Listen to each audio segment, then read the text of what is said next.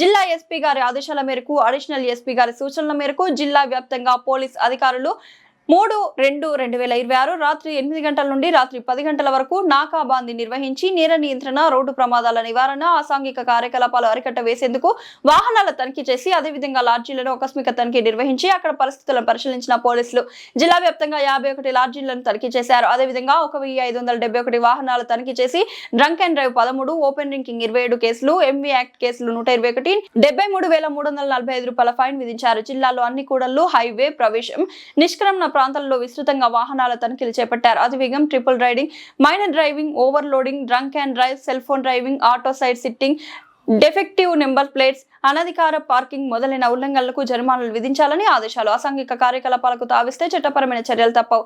జిల్లా ఎస్పీ గారు లాడ్జీల్లో పోలీసులు ప్రతి గదిని క్షుణ్ణంగా తనిఖీ చేసి రాత్రి వేళల్లో లాడ్జీలలో బస చేసిన వ్యక్తులపై ప్రశ్నిస్తూ వారి వివరాలపై ఆరా తీశారు. అనుమానాస్పద వ్యక్తులు మరియు స్ట్రేంజర్స్ ను చెక్ చేసి వారి యొక్క వేలిముద్రలు తీసుకుంటూ నేరములు జరగకుండా తీసుకోవాల్సిన జాగ్రత్తలను యాజమాన్యాలకు తెలియజేశారు.